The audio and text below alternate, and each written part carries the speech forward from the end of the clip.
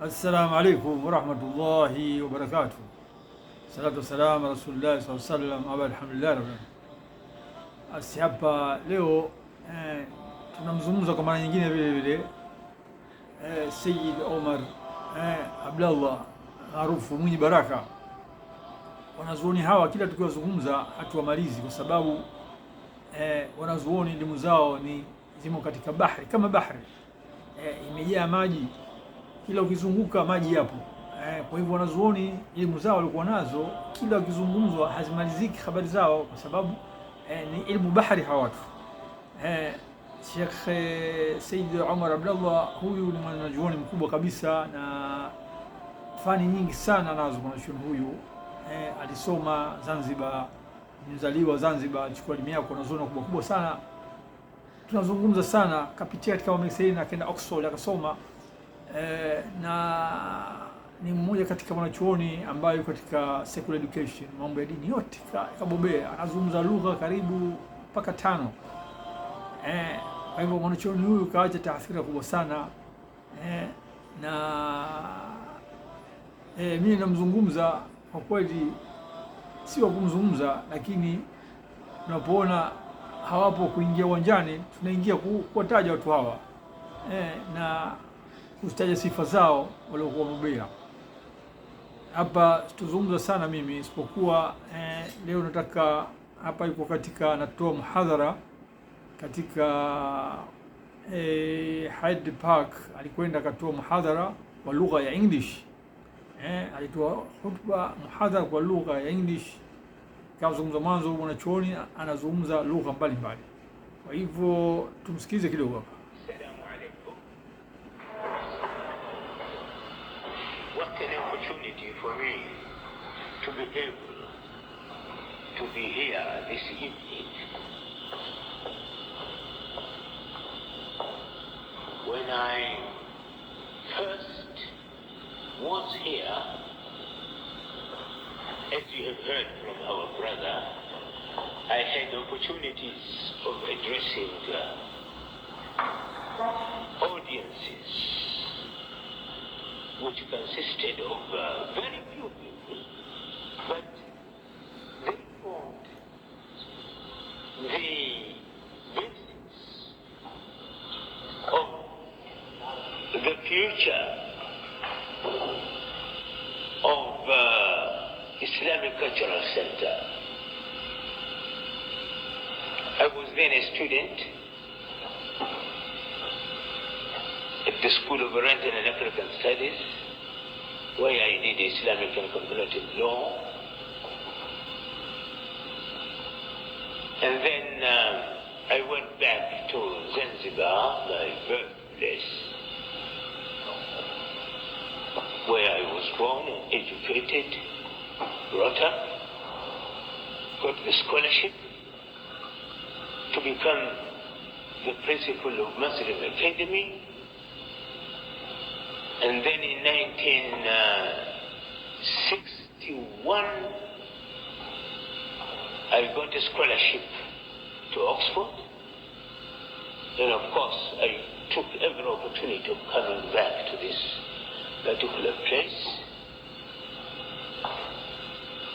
And here I am tonight with so many brethren. I didn't expect that there would be so many, because it's only yesterday that it was agreed that I should come and give a talk. And I discovered that it has been written that my talk is on what they call the needs of Muslims in our times. The needs of Muslims in our times, they are not very different from the needs of Muslims during the time of the Prophet. Salawatullah wassalamu alayhi. But it's the question of emphasis. It's the question of reminding each other what we should be, what we should do. And the first need, of course, is unity. There is no doubt about that. It is unity. There are, they say, 1,000 million Muslims in the world. If those Muslims could be united, it would be a tremendous force, gigantic. We need our leaders. We want our leaders to remember that, to make Islam a force, to make Muslims live together as Muslims.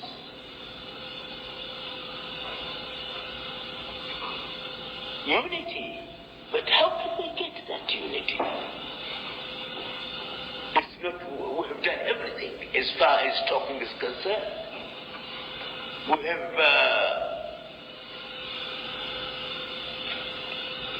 talked in terms of Quranic teachings. وَاعْتَصِمُوا بِحَبْلِ اللَّهِ جَمِيعًا. We have had so many conferences and meetings all over the world where people enjoy themselves. They go to very big hotels and enjoy themselves and go out with what they call what should I call them? Because they tawsiyat, they call them tawsiyat. What they ought to do, what they have to realize. And that's the end of it. I'm not criticizing any of these conferences. I've been attending some of these conferences in various parts of the world, including the conference of the Ministers for Foreign Affairs, when I was a roving ambassador of Comoro. But after the conference, it is definitely accepted that people forget everything. There is no one to pursue what has been agreed. We have said a lot of things about the virtues of Islam, that Islam expects from us this and that. That is not sufficient. We need this unity. If it is too late with us, we can build it up with our children. And therefore, the first thing we need is education. Education of our children. All the resources we have, the wealth we have, and we are very, very, very wealthy indeed. In fact, one could say that we are wealthier than the Americans, let alone the British. We should use all that for the education of our children, anywhere in the world. Not only in Arab countries or Asian countries, but also in European countries. We should have schools, competent schools,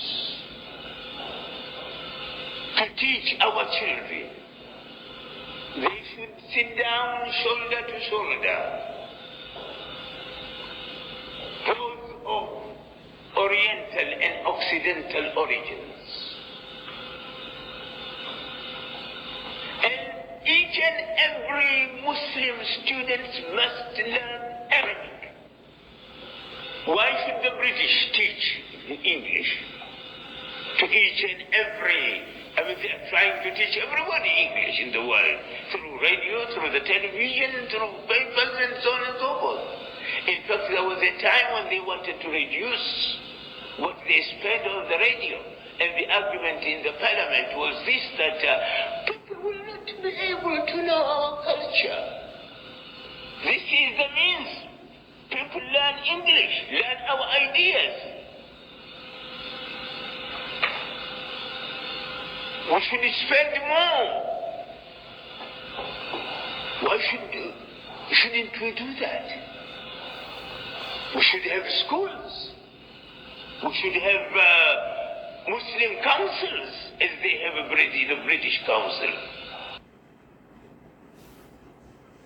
Na basi huyo alikuwa ni Sheikh Said Omar Abdalla akizungumzia umoja wa Uislamu na umuhimu wa dini, kwamba vijana new generation wapewe ilmu.